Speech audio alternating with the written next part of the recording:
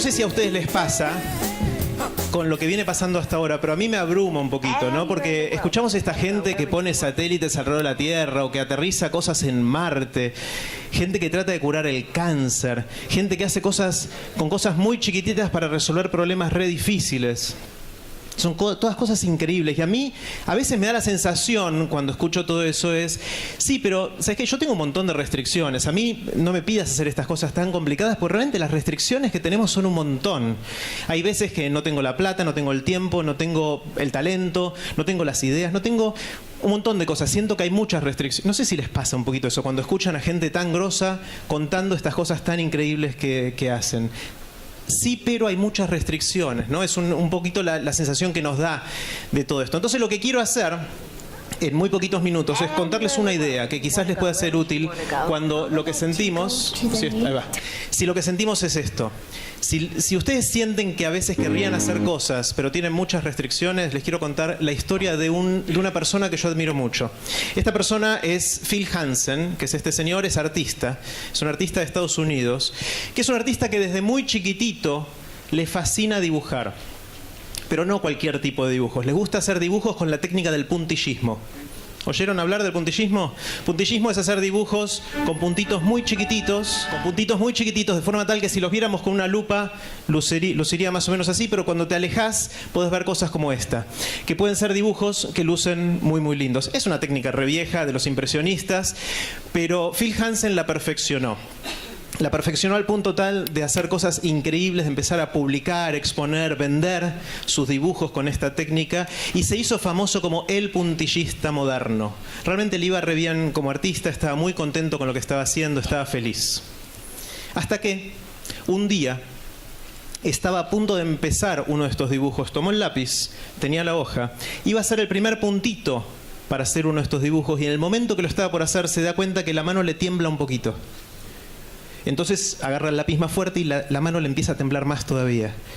Y se preocupó, porque si uno quiere hacer dibujos puntillistas, no puede hacerlo con la mano temblando. Él decía, intento hacer puntitos y me salen renacuajos, me salen cosas que no son las que estoy buscando.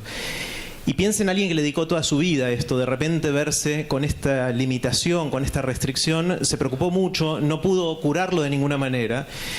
Al punto tal no pudo curarlo que tuvo que dejar de dibujar, tuvo que dejar el arte. Durante 3 años no hizo nada, se deprimió, la pasó muy, muy mal.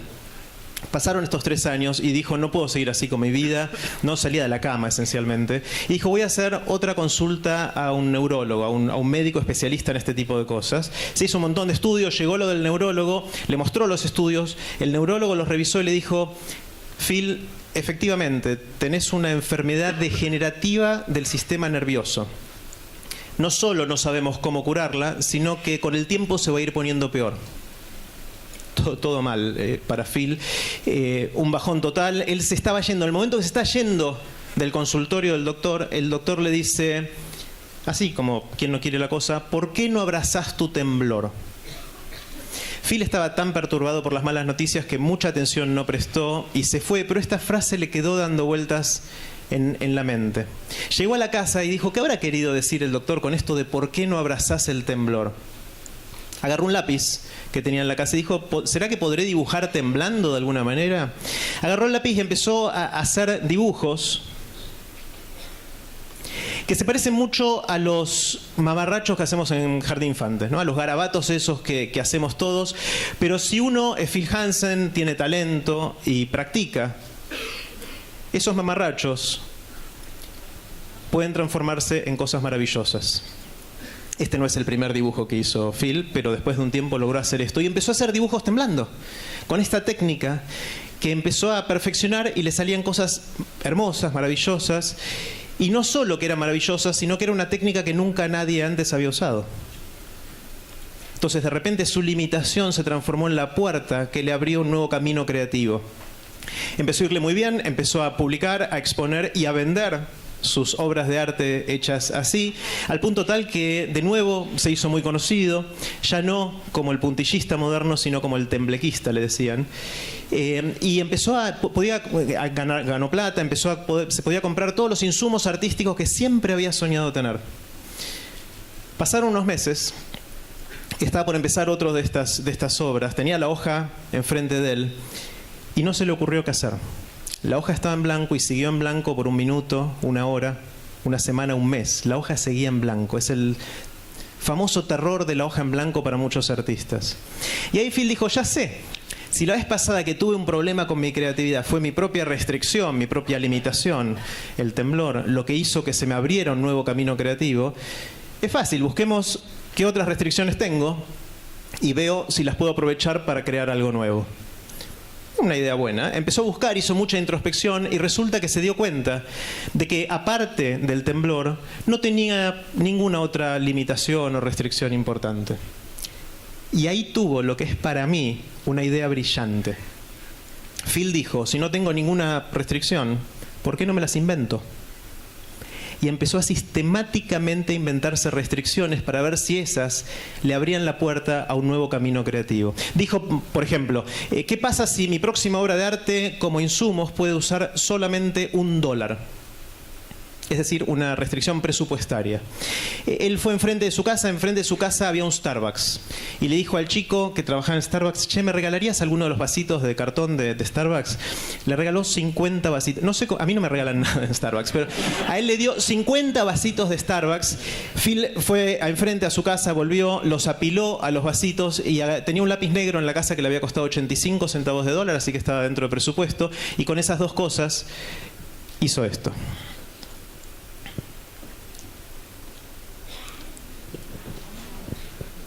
Es un grosso el chabón, ¿no? Este dibujo es un dibujo que a mí me impacta mucho y es un dibujo que estaría bueno sobre una hoja blanca, pero sobre este sustrato es otra cosa. Es conceptualmente distinto. Tiene una fuerza que si lo cambias de sustrato, pierde esa fuerza. Y entonces Phil dijo, esto del fondo y figura, sustrato y obra de arte, que es una discusión antiquísima en el mundo de arte, ¿no será que no está llevado al extremo? ¿No será que hay oportunidad de ser innovador en el mundo artístico, jugando con el fondo y la figura, con el sustrato y con la obra, de forma tal que sean indisolubles? Y empezó a crear un montón de cosas basadas en este concepto. Otro día dijo, ¿qué pasa? Otra restricción, ¿no? ¿Qué pasa si mi próxima obra de arte solo puede usar como insumos un alfiler y una banana?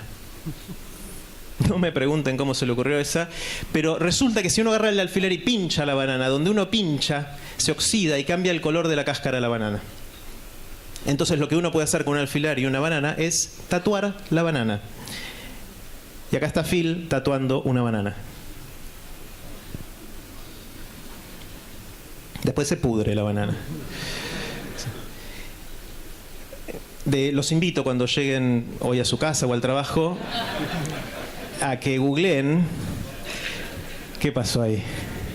A que googleen tatú y banana.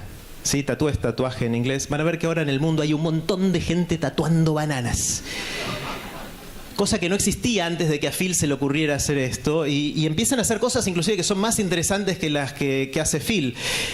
No necesariamente es una sola banana. Esto es otro artista que tomó la técnica. No necesariamente tiene que estar toda la cáscara de la banana.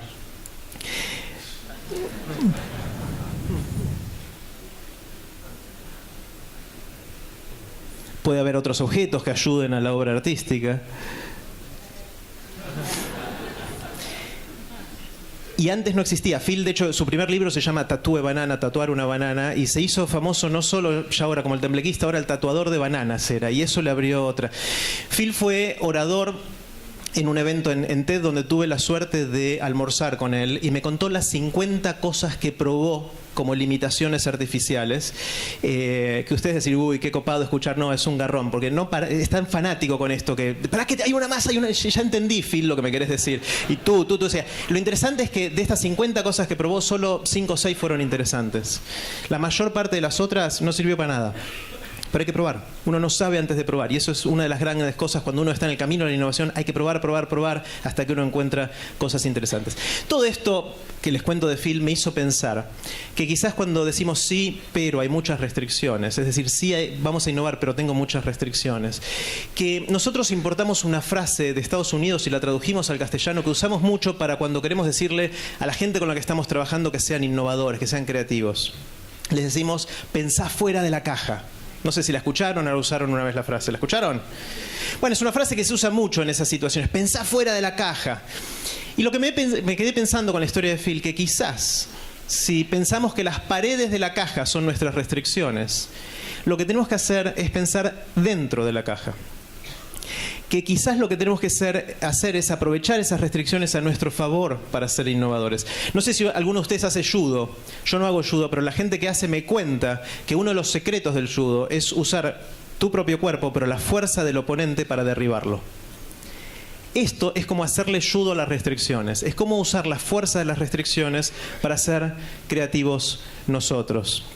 ¿Vieron que a veces dicen los argentinos, los latinos somos muy creativos? Yo no sé, no creo que seamos demasiado creativos. Lo que sí estoy seguro es de que tenemos muchas restricciones. Si hay un problema en los países del norte, en Estados Unidos, en Europa, un problema, compramos la máquina, $1.000.000, apretamos el botón y se resuelve.